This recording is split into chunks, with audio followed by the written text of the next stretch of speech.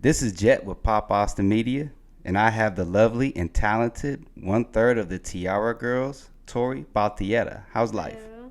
Life is good. Just graduated school. Have a lot of shows coming up. Just hanging out with my sisters, going to work, living the good life. Awesome. That's Yeah. all you can do. Blessed life. hmm Where are you originally from? I'm originally from Austin, Texas. My family has been here for many years. Keep talking. Um, yeah, just Austin, Texas. Never really left. I love it here. Yes. Okay, so you're not a transplant. No. Awesome. Or clone. Or well, there's a lot. There's a lot of those now. That's why I tell Yeah. everybody. So, childhood growing up, you had support from your sisters. It looked like. So, just kind of talk about childhood growing up, and did you play any sports? My childhood was great. My parents had a lot of sacrifices that were made before we were even a thought in the universe. They instilled a lot of great values in us, like knowledge is power, stay safe, and like all these different things. Like Uh-huh. family is very important. Always stay like in a group and They like kept it real. they kept it They didn't very sugarcoat real. nothing. They didn't sugarcoat anything. But they provided us with all the love we could ever need. Middle school, elementary school, I was like very shy, gifted and talented student. I loved getting good grades. Third grade was around the time I got interested in music. My teacher, he brought out his guitar and played the Beatles songs, and Obladi Oblada was the one that like caught my attention because it was funny. We were all singing and laughing, but of course I wasn't singing along because I was really shy. Mm-hmm. And a fun fact is that I got a B in that class because I was shy. Oh, just because and you then I weren't ended up, I was outgoing? like, just because I got a B, I'm gonna become a musician.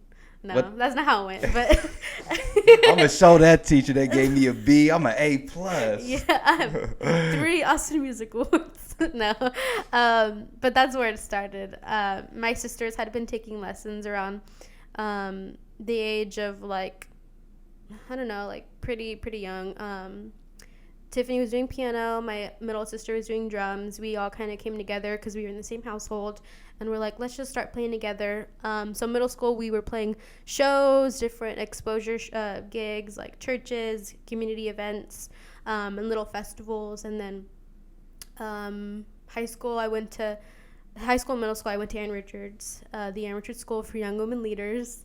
I Okay. wore I wore plaid skirts. I was very interested in my assignments all the time. I was just like a great disciplined student, but also a musician on the side. I didn't live out my high school traditional experience like with football games or parties or any of that. I partied at night on stage. Exactly. Yeah, you did the part and you With my liked to do. sisters. Yeah, exactly. Yes. But my childhood was great. I loved it. I loved experiencing everything with my sisters too. They're like my best friends. That's interesting. Cool. So, and what grades were that school for? It was 6th grade through 12th grade. So I ended up graduating. I was there for 7 years with the same people.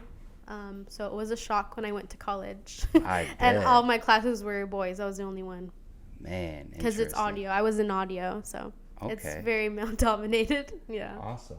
So you just did you just graduate from college or I okay. just graduated from ACC, Austin Community College, on Monday. Yesterday. Congratulations. Yeah, thank you. How'd that feel? It felt really awesome. I don't know. Graduation is weird because you don't really think about how much it took to get there until you're in that moment. But I graduated with my sister Tiffany. We graduated at the same time. Oh, that's gotta be awesome. She's a nurse now. And She's got to y'all's- take her exam, but I know she's gonna pass. And y'all got B as y'all's last name, so y'all get like walked quickly. Well, the thing was they organized this by department, so she was at the end and I was at the beginning. But it was fine. And she's like, I got a B. I got a B as the last name. Why It am I was at the fine. end? It was fine. That's Yeah. hilarious. So it looks like what got you into music was your teacher, and I guess playing when you played the guitar, Beatles songs. So when did you realize that's something that you actually wanted to take serious and do? I think it was when I started to see how like fun it was and how beautiful it was to come together with my sisters and to create something, and to have that sisterly effect of like telepathy, and like we look at each other in the eyes and we know like what part of the song to go to, or if one of us messed up and we need to skip this part or blah blah blah. Like I like made the connections really really quick as a kid because my dad was a DJ, so I was always around music. I was always around different genres, so it kind of just seeped into my little kid brain, and it just soaked itself into my subconscious, and I was able to like write music without really knowing too much about music theory and stuff like that. But yeah, I mean, it was really just serious when I saw the power it held within my family. Okay, awesome. So, like, what made you come out of your shell more? You said you were more shy. Like, what made you finally go, you know what, I have enough. I have courage. I can do this. It's like I'm not shy anymore. Yeah. What made you come out of that shell? The thing is about like I'm still a shy person, like off stage. I don't have many friends. I just don't really care to be social. I'm an introvert, but I loved Hannah Montana growing up. Oh, Hannah Montana. So I kind of like held on to her narrative. I begged my mom for Hannah Montana wigs too, so you can tell the extent of my obsession. Oh yeah, you wanted the Hannah. I wanted. Which color was your favorite? I got the blonde one at Dillard's, the mall. No, I just really latched onto the narrative of like best of both worlds. So like I love to like be like really really like theatrical on stage with like my poses and my face. But then I would go to school and I like would be so embarrassed if someone was like, Tori's in a band, Tori's famous, da-da-da-da. I would be like, no I'm not. And then I would go play and just like rock out and like sing my heart out. I don't know. I don't think I'm out of my shell yet. You don't think so? Ask me that question in a few years. Okay, so we'll revisit that question then. So do you remember your first studio session, and then do you remember your first show? My first studio session was a series of demos. I don't know where they are now. Hopefully they'll be found when we're famous. Right. But I just remember how fun it was and how cool I felt when I was in the booth. Just knowing that everyone was there for a purpose and we were the purpose and our art was. But the thing about being young in a studio is that you kind of really, really have to learn about that dynamic between a producer and an artist or studio engineer, because when you're young, you think that these people have a lot of like power. So then that turns into like, oh, do whatever you want with my song. And I think it'll sound good because I've never heard music from monitors, you know? I haven't heard me yet. Right? Yeah, I haven't heard me through speakers. But I had my parents there to like tell me like how it was supposed to be, like how you need to stand in your power because your music is powerful. But yeah, I think that was our first studio session, just a bunch of demos and having fun. And then our first show was at the tiniest bar in Texas on a little corner, I think. I was about 10 years old. Tiffany was 14. Sophia was 12. And we had our cool little like rock outfits. I had these, I think I either wore boots or like these really high Converse like that went up to my knee. I still kept them. They still fit me, which is really weird. Boot verses. My mom was like, we need to put them in a museum because they're like iconic. I wore them for all our little photo shoots. Awesome. Yeah, you gotta keep those. You can't let go of those. I'm gonna keep them. They might come back in style, but I don't think that's coming. But you just gotta keep them though. You never know. You might have to bust them out though if they do. But it was a really fun show, just seeing like our family and our friends having a good time. And we rehearsed the music so many times, and playing it on a stage is a whole different feeling, and it's like kind of out of body, but in a more fun and safe way. Awesome. So let's talk about the forming of the Tiarra Girls. Now I know that y'all are sisters, family. Like, how did that really? I mean, I see how it started, but like, what made y'all realize like, okay, we're gonna make this a brand, we're gonna have a name, and where did the Tiarra Girls come from? Your last name, Baltierra? Yes, you're the first one who got it. Awesome. Right Score. So talk about, that, how, and then when did you realize, like I said, like, okay, yeah, this is something Tiarra, Tiarra Girls and all that. Yeah. And why is the tiara? It looks like it's spelled different than the other tiara. A lot to unpack there. Yeah. So Tiarra Girls is kind of like a play on words from our last name, Baltierra. So we kind of just changed the spelling and had fun with it. It doesn't necessarily mean a tiara. It can mean whatever you want. But yeah, I think it started to get more like serious in the brand kind of area when we were playing shows and different people were coming up to us that were in the music business, like managers and booking agents. They were just really interested in what we were doing, and that was my parents' cue to be like, let's educate ourselves and let's like become more protective, because the music business can be very scary for someone who's young. And yeah, I mean, I'm just so grateful that my dad picked up books and my mom just really, really honed in on her motherly skills and her booking skills, because she used to do that for my dad. But that was when we started to brand and we started to connect with other musicians and attend meetings from Austin Music Foundation and like get whatever resources we could, because it was DIY up until now because we're signed, which is awesome. Awesome. Were you signed to? We're signed to Lucky Hound Music. That's our label. And then management is a co-management deal.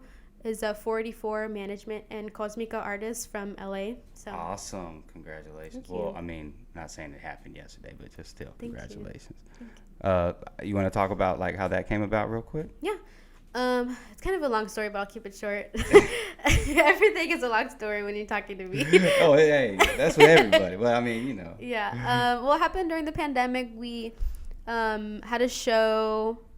This is before the pandemic. We had a show at Joe's Coffee. We played one song. It was a one song show, and my dad has always been like, it's one song that gets you up there. It's one song, which is so true. Like it makes sense now. There was a woman named Liz Lambert who approached us, and she just was like, I have this festival in Marfa called El Cosmico, and so we're like, oh, never heard of it. Like, she wanted us to play, so we're like, okay, we'll drive down to Marfa and we'll play. And then we met David Garza, we met Michael Ramos, and Michael Ramos, he is A&R and the in-house producer for Lucky Hound Music and 44 Management. So he kind of connected us to them, and his manager is from Cosmica Artists, and so we were just like in that world. And because we are Latinx and we are multifaceted artists, kind of like genreless a little bit, we were like, we need our voice to be, or our just essence to be represented in who is managing us. So we got 44 and Cosmica Artists, which is predominantly Latin, and we just meshed them together, and here we are. But it all started with one song. Awesome. That's all it takes is one. And you just need one. One yes. One yes. Song. One yes. A billion no's, but one yes. One yes. Mm-hmm. Real quick, talk about. It looks like you have a pet bird. What kind of? How do bird you know is that? it? I'm kind of. Do you like stalk my Instagram? No, we got our sources. Talk about the pet bird, and I think it's interesting. He's the love of my life. What's his name? His name is Pretty Bird. Pretty Bird. We never really named him, but Pretty Bird stuck, and he knows how to say it. So you're just like, that's your name now. Okay. But no, he does not live in a cage. He lives in my room. Awesome. So he just it's so weird. He just like floats around like this is my room. He flies around the house. He's like one of our siblings. But I have a headboard that has like a pretty nice sized cubby. So I put like a little blanket in there and like his favorite toys. Sometimes I put his food, and he just like chills in there. He knows like where his perch. I built him a little perch with little bowls of food. He knows like how to fly like back and forth, and sometimes he like sleeps in my bed, which is really unsafe. That's crazy. I know you're just like, oh, please don't That's turn the thing left, don't turn right. No, cockatiels are very social. But it's taken me years to get like him acclimated to like being social with me. But I'm so glad he is, because he's like my best friend. That's super cute, man. Yeah. That's all I can say about that. Mm-hmm. Let's segue to the love. let's segue to the Let Love Free song. In the music video, it seemed like it released last month. Talk about the process, and it's featuring Lady Shacklin as well. I love her. I like her as well. Yes. So it's a good collab. Two people that we like here at Pop Awesome Media. Talk about that. Yeah. So, Let Love Free was my coming out song. I had like a retreat that not a retreat. I literally just slept over at the studio. I was trying to be fancy. Hey, no. I like that. Let's keep it. No, she had a retreat. It was a retreat. No, they don't even know. Yeah, it was a retreat. It was a retreat. Yeah, there you go. No, I just hung around the artist's apartment at studios at Fisher. They treat their artists amazing. They have an apartment that I stayed in for like a day or two for like a session we were doing, and I just was playing around with my guitar, and I was like, I just came out. I was going to come out to my grandmother, and I was like having a lot of feelings about it. And so I just picked up my guitar and I kind of just let it all out. And I wrote Let Love Free, and I showed my dad and my sisters, and I showed the label, and they just were like, this is amazing. And that was the exact moment that I came out to them too. So that song has like such a big like emotional feeling behind it. But no, it's been a long journey. I knew I was like gay since I was 10 years old, but I kept it so hidden because, in it's tough. Mexican American culture, it's like machismo, and it's not really talked about. So I didn't even have the words to describe like who I was or what I was feeling. But I did through music like later on in the years. And there's one song called I Made a Garden that I wrote about a crush I had that no one really knows. So does the crush know about it though? Yeah, I think so. Okay, it was a long time ago. Okay. But Let Love Free is basically all about like love and how it's fluid and it's always coming and going, and love is like an ocean. Like it takes a lot of energy to stay up. But when you're in the water, you feel weightless. That's kind of how I like see it in my head. Deep.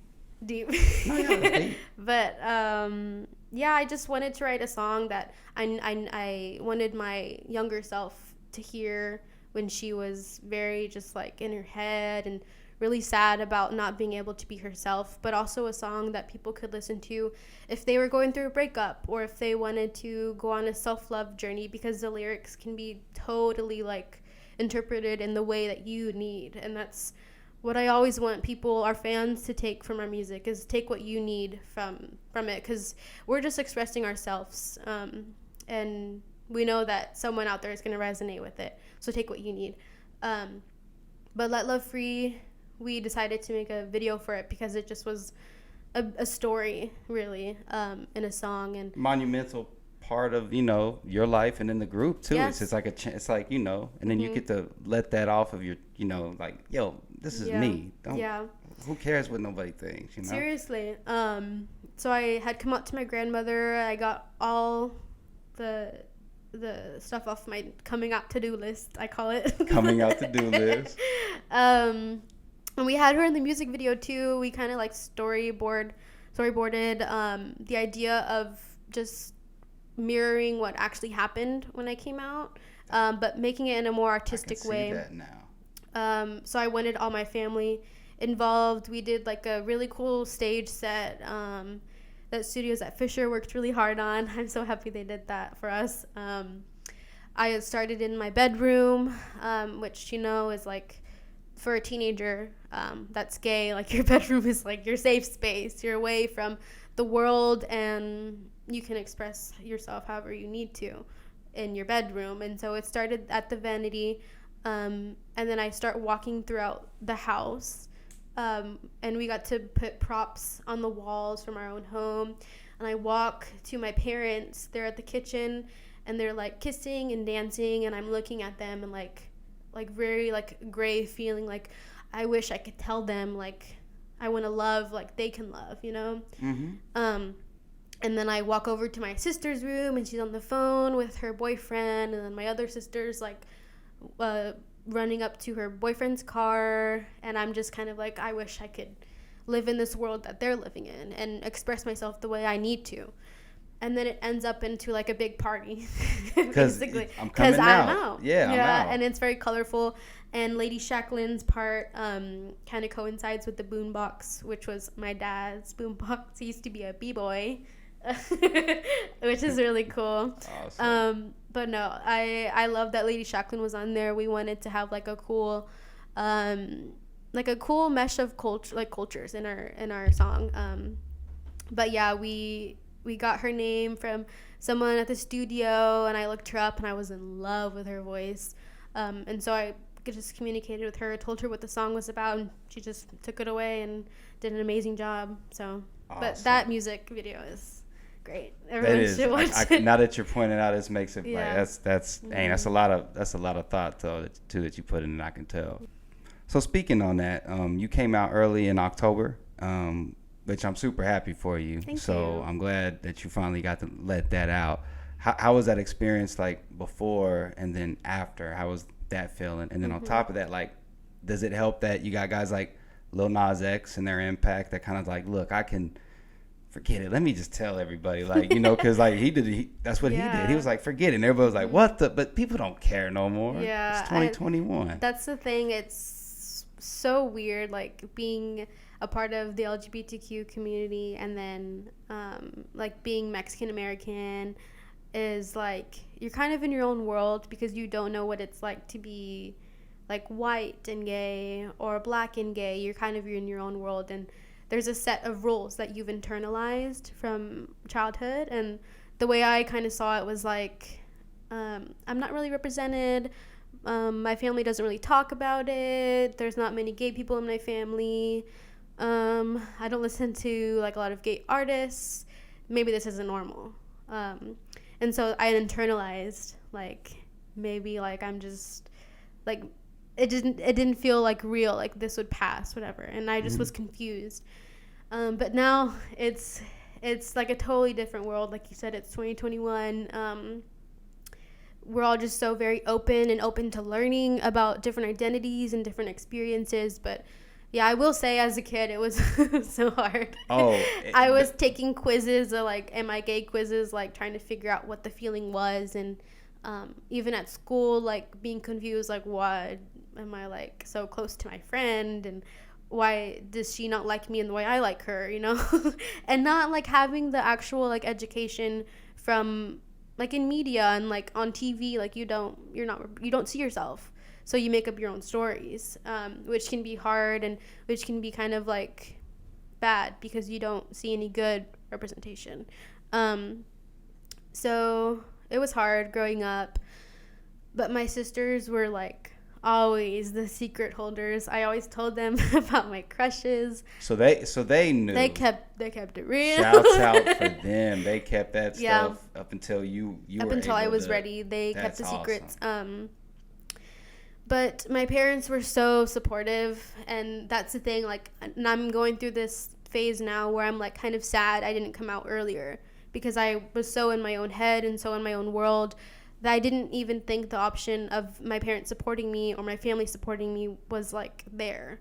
But now that I'm living in the love that everyone's giving me and the acceptance and the like, yeah, you're gay, I don't care. Like that like, kind of. That's all it is. It's like, oh, and I'm for real? like, I was obsessing over this like concept that I wouldn't be accepted and all these different things. And I internalized it, but now it's just a part of me. But that's the thing. Every person is different. Coming out is different for every person. Some people are like, I don't have to come out. Some people are like, I will scream it from the rooftops. I'm kind of in the middle. It's different every day. Oh, yeah. So, and then like you said, after, I bet that was like the biggest, like you said you should have done this, or like a big relief, like shoulder, like the weight off your shoulders. You're just like, now I can date and people can see, and I can do what I want to do. That's the thing. When I came out to my parents, the main thing that they were like upset about was the fact that I lied about where I was. I had a girlfriend who, my girlfriend of 3 years now. It's a really crazy story. I met her at Cheer Up Charlie's, which is, I think it's a gay bar. I know Cheer Up Charlie's. Yeah. I've actually been there and actually watched the show. Katie Rain performed there before, so I went and we did some, content for that. Yeah. So it all lit club. I like it. It's such a full circle kind of thing. They were just like, we love you because you can love. That kind of thing. And like that's kind of reflects the lyrics in Let Love Free. Like, I know how to use my heart. My parents were like, yeah, you know how to love, and we love that you can love. We're just upset that you lied to us. Oh yeah. About where you were. You were with your girlfriend. You told us you were with your friends. You could have been unsafe. We didn't know. But that's the thing. Yeah. Don't make up your own stories. Like, I wish I could just talk to my younger self. I mean, it happens. Now, Yeah. like I said, now you can just be you, though. That's the greatest part about it. Awesome. Well, I'm super happy for you. Like I said, that matters. Like I said, you can be yourself. So, I got a question. Let's go to next. What does Austin need to do to get you guys more exposure? Like, does it need to be streaming more and more and more like they do overseas? Because overseas, they're like heavy. They put agendas out there like Monday you stream this X amount of time, Tuesday we're doing and it's a whole takeover of just streaming when their music comes out. So what do you think needs to be done from Austin to get where it needs to be? Because I think it has the potential to do that. Yeah. To be the next LA, to be the next I mean, New York. I think it's just a matter of supporting the artists, the venues, and the production companies, and the workers, like the live sound engineers, the stage hands, the tour managers that come through. It's just really just a matter of that and focusing on the well-being of them and compensating them for their work. We saw in the pandemic, it was just horrible for everyone. And a lot of people were out of work. We lost a lot of shows. We were supposed to play our an official South by Southwest. We just signed with the label. But it was really like the venue owners and the production like hands and the engineers that really felt it. But I think that we just need to focus on them and like make sure that they're okay so that they can create the music that they can for like express themselves through. And that's just, yeah, it's very foundational. It's not like I don't think it's like we need to stream the music. I think we need to focus on if you're comfortable where you are, if you're being compensated, if you're getting the shows that you want to do, if you're creating the music that you want. And then from there on, I think it's just an explosion. And it's going to be great. Yeah. Interesting. Cool. Well, we have gifts. Oh, man. So where are we going to start first? Let's go ahead and start here. Oh, wow. So we got some stuff for you. So go ahead and start here. Okay. Start on that side. Can I look? Yeah. Okay. Let's start on the left side. Okay. Yeah. Start there. So we got a candle. Ooh, I love candles. And of course you got to smell the candle. I have to smell it. Is that good in the shot? Ooh, it smells like clean laundry. Those burn for a while too. Really? Okay. Yeah. So My sisters are gonna be obsessed. All right. And cool. jealous. So that's the first one. Then I'll do that one. Okay. So that one there, because that one's This now. one? This one. There you go. This guy. Oh, Yeah, okay. there Sorry, I don't want to break anything. No, you're good. That's sturdy. Now that's alcohol. It's a starter kit for a Moscow Mule. Now, if you can't drink, I can drink next year, so I'll give it to my oh sister. yeah. See, well, you let it sit. You know, let it age. I'll right? let it hang out in my room until my birthday. Awesome. This is cool. Thank you so much. And Okay, yeah, yeah. of course you got that. Yeah, I got that for you. See? And then you got you some Hershey's Kisses, classic. All right. Thank you. So now you can grab both of these packets. There you go. It's like Christmas or something. It's Christmas. You're right. Oh, wow. So that These are is fancy. A necklace. A necklace. I love necklaces, as you can tell. Yes. I always keep them on me. I like that though. That's dope. It's crystal. It's called citrine. Awesome. Yeah. I like it. Thank you. It's for abundance and happiness. It's got meaning behind everything. I like it. Yeah, that's the thing about me. I have intention behind everything, and everything is intentional in our music. Yeah. Awesome. It's got to be. And that is a bracelet, I believe. That's beautiful. Can I share with my sisters? Oh, I feel like I can't. This is all yours, Okay. so you do what you want to do They're with gonna be it. mad at me? So now you got that one. We're gonna set this over here. Oh, we got some more stuff for you. Wow. And of course, all supporting the LGBTQ. I know they changed the acronym, so I gotta make sure I get it right. I love every person who's not in the community is confused, and I know the feeling. Right. It's there's very many and of course variations. You got the girls on there, so awesome! Wow. Oh, you girls on there. Go ahead and open it up. Cool. Though you can open it in order. Just when you get it, I'll let you know what it is. Okay. Ooh. So that keep one. me warm. Yep, there's a sweatshirt for you right there. Sweatshirt. Love it. Sorry, I can't. And then, so yeah, that is a halter top. Nice. So it's a Pop Awesome Media halter top. So. Thank you. And then, if you look at the front of that. Oh wow. You can't share that one. That's yours. That's personalized. There you go. For Tori Baltierra, guys. Thank you so much. No problem. You guys are very thoughtful. Wow. There you go with that. So, where can we find you at? Where can we find the band at? On DSPs, on social media? Give all that a shout out. Should I look at the camera? Talk to me. Your eye. No, you can do whatever. Okay. You can find us. Our website is tiarragirls.com. Our Instagram is Tiarra Girl Band. Facebook, Tiarra Girls. Twitter, Tiarra Girls. Spotify, Tiarra Girls. Please stream. YouTube, Tiarra Girls. Look at our latest music video, Let Love Free, and Soy Chingona. And you can follow me on Instagram at Tori Baltierra. Find photos of my bird on there. Yeah, like we did. Yes. And any upcoming projects that we can look for? I know y'all had some stuff, of course, recently, but anything that y'all are working on? I know probably you can't touch fully on. But. Well, right now we're kind of in the writing process. Have not yet recorded anything, but yeah, it's looking cool. I think our next project is going to be very, very awesome, and it's going to resonate with a lot of people, especially after coming out of a pandemic. A lot of feelings, a lot of emotion, a lot of good music. But yeah, come to our shows. We post all of them on Facebook and Instagram, and just come hang out, and we're always down to talk after we get off the stage. Pull up on the Tiarra Girls, but watch out, because Dad might give you a mean right if you try to walk up to him. Dad ain't playing them games. Well, it was great having you. I appreciate you coming by. We're gonna keep following you guys. You guys are awesome. Thank you. Great conversation, like I said. This is Jet with Pop Austin Media, and I'm signing out. Awesome.